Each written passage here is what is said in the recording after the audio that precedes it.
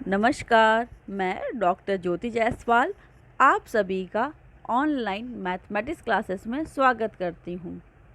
बच्चों, पिछले लेक्चर्स में हमने पूर्ण संख्याओं के विषय में जानकारी हासिल की थी।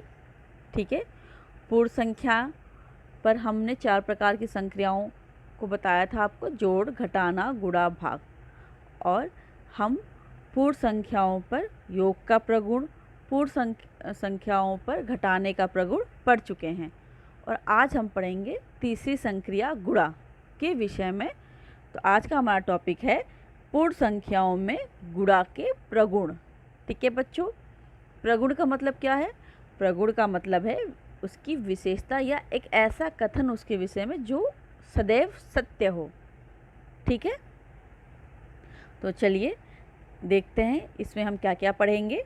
इसमें हम पढ़ेंगे गुणन का संवरक प्रगुण, गुणन का क्रम विनिमय प्रगुण, शून्य का गुणन प्रगुण, गुणन का तत्समक अवयव, गुणन का सहचर्य प्रगुण, गुणन संक्रिया का योग पर वितरण, गुणन संक्रिया का घटाने पर वितरण। तो चलिए हम अपने पहले प्रॉपर्टी की तरफ चलते हैं, गुणन का संवरक प्रगुण। संवरक का मतलब क्या होता है बच्चों?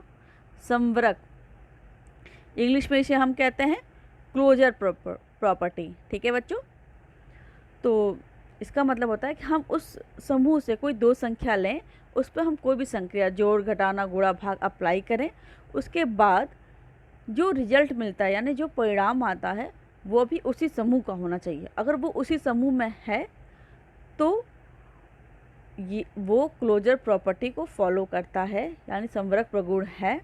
अगर वो उस समूह में नहीं है तो संवरक प्रगुण नहीं होगा। जैसा कि हमने योग में देखा था, हमें दो पूर्ण संख्याओं को लिया, उसका योग किया तो उसका योगफल क्या था? सदैव ही पूर्ण संख्या आता था। इसीलिए योग जो था वो पूर्ण संख्याओं के लिए संवरक था। ठीक है, पर घटाने पे ऐसा हुआ था? नहीं हुआ था। ठीक है बच्चों, तो आइए अब हम गुणा पे चेक करते हैं कि इसमें ऐसा होता है या नहीं होता है। ठीक है, तो गुणा का मतलब भी एक बार आप समझ लीजिए। गुणा का मतलब क्या होता है? एक ही संख्या को बार बार जोड़ना। ठीक है, जैसे कि हमने यहाँ लिखा है 1 गुणे 5, इसका मतलब हुआ 1 को 5 बार जोड़ना है, 1 + 1 + 1 + 1 + 1, तो हमें क्या मिलेगा? 5। ठीक है बच्चों, तो एक इसे इतना बड़ा हमें ना लिखना पड़े, इसीलिए हम 1 गुणे 5 ये छोटा लिखते हैं। ठीक है, तो अब यहाँ देखिए 1 भी एक पूर्ण संख्या है, 5 भी एक पूर्ण संख्या है, और उसका गुणा करने पर जो गुणनफल प्राप्त हुआ है वो भी एक पूर्ण संख्या है। ठीक है, अब हम दूसरे रो पे जाते हैं, 2 गुणे 4। ठीक है, तो इसमें हमने क्या किया? 2 को 4 बार जोड़ा है। देखिए 2 + 2 + 2 + 2, हमें क्या मिला? 8। ठीक है, तो 2 भी एक पूर्ण संख्या है, 4 भी एक पूर्ण संख्या है, इसका गुणनफल 8 भी एक पूर्ण संख्या है। और ये इतना बड़ा ना हो, इसीलिए हम इसको गुणा का साइन प्रयोग करके हम इस तरह से लिखते हैं। ठीक है, इसी प्रकार तीसरी लाइन में हमने 3 गुणे 6 किया है, तो ये 18 हमें मिले। 4 गुणे 3 किया हमने, हमें 12 मिला। ठीक है बच्चों, तो अब यहाँ पे देखिए, यहाँ पे जो भी संख्या है ये सब पूर्ण संख्या है, ये भी एक पूर्ण संख्या है, और हमने सब पे क्या किया है? गुणन की संक्रिया का प्रयोग किया है। ठीक है बच्चों, और जो भी हमें प्राप्त गुणनफल मिला है, तो क्या ये सब पूर्ण संख्या है? पूर्ण संख्या की परिभाषा याद कर लीजिए। जब 0 को हम प्राकृतिक संख्याओं के समूह में सम्मिलित कर लेते हैं तो उसे हम जो पूर्ण संख्या कहते हैं। ठीक है बच्चों, तो प्राकृतिक संख्या क्या होती है? गिनती करने वाले अंक। ठीक है, और गिनती करने वाले अंक क्या है? 1 2 3 4 5 6 7, आप जहाँ तक गिन सकते हैं वो सब गिनती करने वाले अंक हैं। ठीक है, जब हमने शून्य को उसमें जोड़ लिया तो नया समूह क्या बना? शून्य। 1 2 3 4 5 6 7 8। ठीक है, तो ये जो गुणनफल है वो सभी पूर्ण संख्या के समूह में आ रही हैं, बिल्कुल स्पष्ट रूप से आ रही हैं। ठीक है, इसी प्रकार आप और भी 2 संख्या ले सकते हैं, उनको आप चेक कीजिए कि वो उस समूह में आ रही हैं। तो हम देखते हैं कि गुणा करने पे सदैव 2 पूर्ण संख्याओं का गुणा करने पे सदैव ही हमें पूर्ण संख्या प्राप्त होती है। चलिए इसे हम संख्या रेखा पर भी समझने की कोशिश करते हैं। देखिए बच्चों, यहाँ पे एक संख्या रेखा है, इस पे हमने 5 गुणे 2 ये शो किया हुआ है। 5 गुणे 2 कितना होता है? 10। हमने बताया गुणा का मतलब होता है एक संख्या को उतनी बार जोड़ना। जैसे 5 गुणे 10 है, यानी 5 को 2 बार, 5 गुणे 2 है सॉरी, तो 5 को 2 बार जोड़ना। ठीक है बच्चों, अब यहाँ 5, चलिए संख्या रेखा पहले 5 कदम चलते हैं हम। 1 2 3 4 5, तो हम यहाँ से यहाँ 5 कदम चल दिए, 5 पे पहुँचे। फिर हम 5 कदम चलते हैं, 1 2 3 4 5, फिर हम कहाँ पहुँच गए? 10 पे। ठीक है, तो हम देखते हैं कि हमें क्या प्राप्त हुई? एक पूर्ण संख्या ही प्राप्त हुई। ठीक है, 2 पूर्ण संख्याओं गुणा करने पर हमें क्या मिला? पूर्ण संख्या। चलिए एक और एग्जाम्पल हम समझते हैं। संख्या रेखा पे हमने यहाँ पे 2 गुणे 4 शो किया है। 2 गुणे 4 क्या होता है? 8। हमने पहले ही बताया आपको, गुणा का मतलब होता है उस संख्या को उतनी बार जोड़ना। 2 को हम कितनी बार जोड़ रहे हैं? 4 बार। तो चलिए 2 कदम चलते हैं। यहाँ पे 1 बार चला, फिर 2 बार, फिर यहाँ 3 बार, फिर यहाँ पे 4 बार। 2 भी पूर्ण संख्या है, 4 भी पूर्ण संख्या है, और हम कहाँ पहुँच गए थे? 8 पे। 8 भी एक पूर्ण संख्या है। ठीक है बच्चों, तो कोई भी 2 पूर्ण संख्या ले लीजिए, उनका गुणा कीजिए, और उनके गुणनफल को हम अगर जांचेंगे तो वो हमेशा ही क्या होगी? एक पूर्ण संख्या होगी। अतः हम कह सकते हैं पूर्ण संख्याओं का गुणनफल सदैव पूर्ण संख्या होता है। यह गुणन संक्रिया का संवरक प्रगुण है। ठीक है बच्चों, समझ में आ गया आप लोग को? चलिए अब हम दूसरी प्रॉपर्टी की तरफ चलते हैं, गुणन का क्रम विनिमय प्रगुण।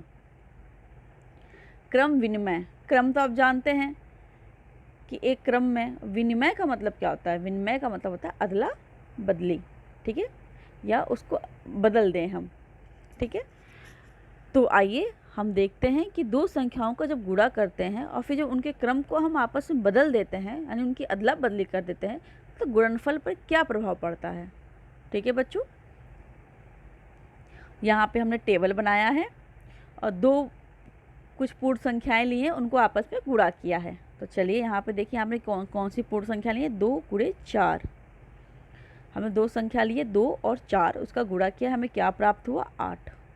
ठीक है, अब हमने क्या किया? 4 और 2 को आपस में बदल दिया, यानी उनके क्रम को बदल दिया, अदला बदली कर दी। 2 की जगह हमने 4 रखा, 4 की जगह हमने 2 रखा, क्रम को बदल दिया, तो गुणनफल हमें क्या प्राप्त हो रहा है? 8 ही प्राप्त हुआ। ठीक है, इसी प्रकार हम तीसरी और चौथी पंक्ति का विश्लेषण करते हैं। तो 3 और 5 का हमने गुणा किया, हमें क्या मिला? 3 5 15। अब हम 3 की जगह 5 को रखते हैं और 5 की जगह 3 को, यानी फिर से हमने क्या किया? इनके अदला बदली कर दी, इनके स्थानों की अदला बदली कर दी, यानी इनका क्रम को बदल दिया, पहले वाले को बाद में और बाद वाले को पहले कर दिया। ठीक है बच्चों, क्रम को बदलने का मतलब यही होता है। तो गुणनफल क्या मिला? 15। अब आप देखते हैं कि इनको क्रम को बदलने पे क्या गुणनफल पे कोई प्रभाव पड़ा? बिल्कुल नहीं, गुणनफल तो हमें वही मिला। यहाँ भी हमने क्रम बदला था, तो गुणनफल पे कोई प्रभाव पड़ा नहीं। तो हम कह सकते हैं पूर्ण संख्याओं के युग्म में उनके क्रम का या क्रम को बदल देने पर भी गुणनफल समान होता है। इसे ही गुणन संक्रिया का क्रम विनिमय प्रगुण कहते हैं। ठीक है बच्चों, चलिए अब हम आगे बढ़ते हैं। शून्य का गुणन प्रगुण। अब यहाँ पे देखिए हमने एक पूर्ण संख्या ली है और शून्य से उसका गुणा किया है, और हम देखते हैं क्या रिजल्ट क्या आ रहा है? हर वक्त शून्य आ रहा है। तो चलिए आप टेबल पे देखिए, 0 गुणे 3 क्या मिला हमें? 0। 3 गुणे 0 हमें क्या मिला? 0। 5 गुणे 0 भी हमें 0 मिला, 0 गुणे 5 भी 0 मिला, और 8 गुणे 0 भी हमें 0 मिला। सॉरी, यानी हम किसी भी संख्या को 0 से अगर गुणा करते हैं तो हमें क्या मिल रहा है? सदैव ही 0 मिल रहा है। तो हम कह सकते हैं किसी पूर्ण संख्या और शून्य का गुणनफल सदैव ही शून्य होता है। ठीक है बच्चों, आगे चलते हैं। गुणन का तत्समक अवयव। तत्समक अवयव का मतलब क्या होता है? आइडेंटिटी प्राप्त करना है। गुणन का है तो किसका? मल्टीप्लिकेटिव। ठीक है, गुणन को इंग्लिश में मल्टीप्लिकेशन कहते हैं। ठीक है बच्चों, गुणा को। अब हम देखते हैं कि हम एक संख्या है एक, इसका गुणा करके देखते हैं कि हर पूर्ण संख्याओं में इसके गुणा का क्या प्रभाव पड़ रहा है। तो पहली जो टेबल है पहले हम उसको चेक करेंगे, फिर हम दूसरे टेबल पे आएंगे। पहला टेबल क्या है? ये हमने एक का गुणा एक में किया था, हमें क्या प्राप्त हुआ? एक। फिर हमने एक का गुणा दो में किया, हमें क्या प्राप्त हुआ? दो। फिर 10 का गुणा हमने एक पे किया, हमें क्या प्राप्त हुआ? 10। इसी प्रकार एक का गुणा हम किसी भी संख्या में करें तो हमें क्या प्राप्त होता है? हमें वही संख्या प्राप्त होती है वापस से। ठीक है, अब हम दूसरे टेबल पर थोड़ा विचार कर लेते हैं। एक गुणे दो, क्या मिला हमें? दो। ठीक है बच्चों, फिर हमने क्या किया? दो और एक के स्थान की अदला बदली कर, यानी क्रम को बदल दिया। तो उनके गुणनफल पर कोई असर पड़ा? नहीं, तब भी हमें दो ही मिलेगा। ठीक है, तो हम कह सकते हैं एक जो है यहाँ पर आइडेंटिटी है, यानी तत्समक अवयव है। ठीक है, इसी प्रकार हम टेबल पे दूसरी लाइन पर चलते हैं। एक गुणे 10 हमें क्या मिलता है? 10।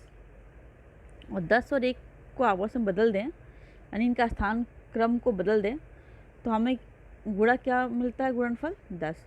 यानी क्रम को बदलने पे भी इनके गुणनफल पे कोई असर नहीं पड़ता है, तो 10 ही मिलता है। इसलिए हम कह सकते हैं कि एक जो है वो गुणन का तत्समक अवयव है। ठीक है बच्चों, अब आगे चलते हैं।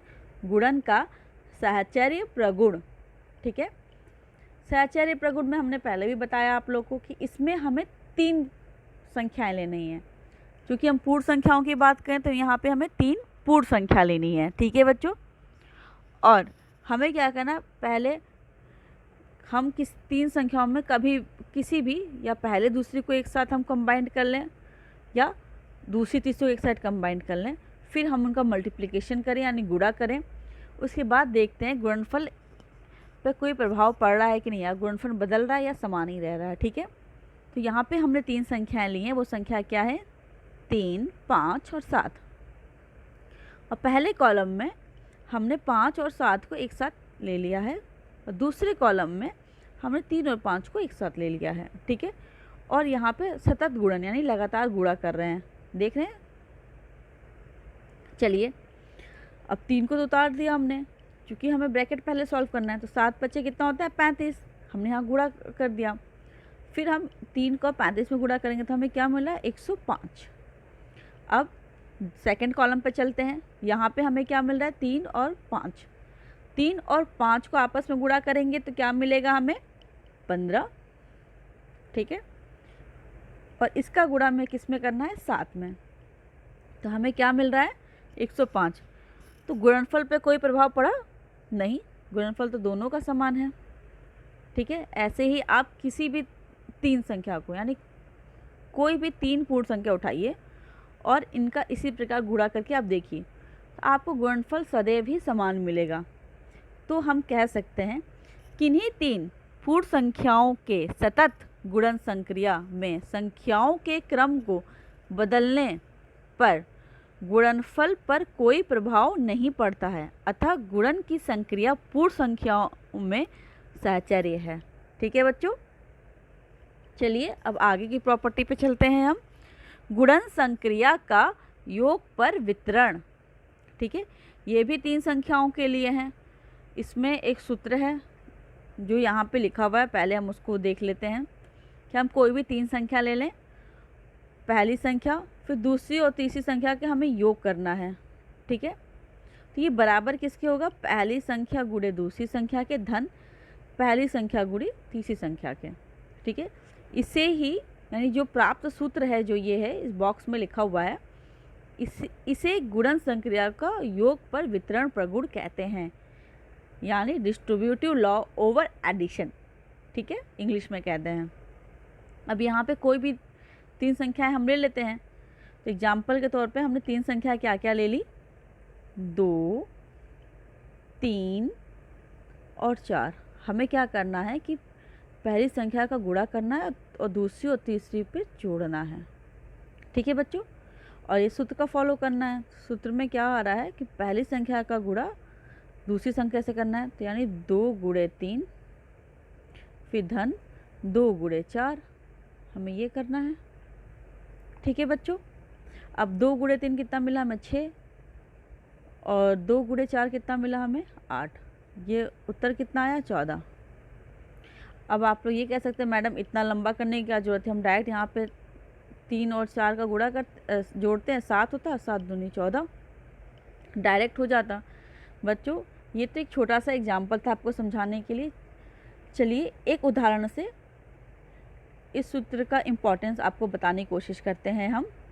बच्चों यहाँ पे उदाहरण देखिए, 487 में 1004 का गुणा करना है। नॉर्मली आप गुणा कैसे करते हैं, 1004 ऐसे कर देंगे, ऊपर लिख देंगे, फिर 487 ऐसे कर देंगे और ये गुणा करेंगे। ठीक है, एक तो ये है, या फिर आप ये कर सकते हैं कि 487 ऐसे लिखेंगे और इसमें करेंगे गुणा। ठीक है, क्योंकि क्रम का कोई फ़र्क नहीं पड़ता है, गुणनफल तो एक ही आएगा, तो आपको इतना लंबा प्रोसेस करना पड़ेगा। यहाँ पे छोटा सा अगर हम डिस्ट्रीब्यूशन या डिस्ट्रीब्यूटिव लॉ लगाएं तो यानी वितरण प्रगुण, तो इसमें बहुत आसान है कि हम 1004 को हम 1000 + 4 लिख सकते हैं। 1000 में 4 जोड़ेंगे तो हमें वही मिल जाएगा, तो इसको ब्रैकेट में रख लिया। अब हम पहली संख्या का दूसरी से गुणा करेंगे, फिर हम धन लगाएंगे, फिर हम पहली संख्या का क्या करेंगे, तीसरी से गुणा करेंगे। तो पहली संख्या का दूसरी से गुणा करने पे 1000 है, ये बहुत आसान है। इस संख्या के आगे जितने 0 लगा देंगे हम, फिर हमें क्या सिर्फ इसका गुणा करना है हमें। ठीक है, हमने इसका गुणा किया, फटाक से यहाँ गुणा हो गया, फिर इसका गुणा किया, हमें ये भी बहुत ईजी था कि सिर्फ एक अंक की संख्या का गुणा करना था, इसको प्लस कर दिया, तो हमें ये उत्तर मिल गया। ठीक है बच्चों, तो ये बड़े बड़े क्वेश्चंस को मिनटों में सॉल्व कर देते हैं हम, किसके द्वारा, वितरण प्रगुण की सहायता से। ठीक है, तो ये बहुत ही इम्पॉर्टेंट है। चलिए हम आगे पढ़ते हैं, गुणन संक्रिया का घटाने पर वितरण। ठीक है, जैसे अभी हमने योग पर वितरण पढ़ा था, अब यहाँ पे घटाने पर वितरण है। इसके लिए भी से वैसे ही फॉर्मूला है, बस योग की जगह माइनस यानी ऋण का चिन्ह है। ठीक है, तो यहाँ पे क्या कहते हैं, पहली संख्या तो गुणे दूसरी संख्या माइनस तीसरी संख्या। ठीक है बच्चों, फिर इसका बराबर होता है पहली संख्या का दूसरी संख्या में गुणा कर दीजिए, फिर माइनस कीजिए पहली संख्या से तीसरी संख्या का। इसे गुणन संक्रिया का घटाने पर वितरण प्रगुण कहते हैं। तो बच्चों इससे भी एक एग्जाम्पल समझते हैं हम। यहाँ देखिए, यहाँ पे 6754 का गुणा 96 से करना है। ठीक है बच्चों, अब 96 से करेंगे और टाइम लगेगा नॉर्मल गुणा करने पे, तो हम क्या कर सकते हैं, 96 को 100 - 4 लिख सकते हैं कि नहीं। 100 में 4 घटाएंगे तो हमें क्या मिलेगा, 96 ही। अब यहाँ पे हम वितरण प्रगुण लगाएंगे घटाने पर। ठीक है, तो अब यहाँ देख, इस पहली संख्या का दूसरी संख्या से गुणा, फिर माइनस पहली संख्या का तीसरी संख्या से गुणा। ठीक है, तो यहाँ हमने पहली संख्या का दूसरी से गुणा किया है, फिर माइनस किया है पहली संख्या का तीसरी संख्या से गुणा। ठीक है, तो हमें ये उत्तर मिला है। देखा बच्चों, ये बड़े बड़े मल्टीप्लिकेशन को कितने आसानी से हल कर देते हैं। तो चलिए, यहाँ पे आपका गृह कार्य है, आप वीडियो को यहाँ पे रोक दीजिए, इस गृह कार्य को लिखिए और मुझे कमेंट करके बताइए।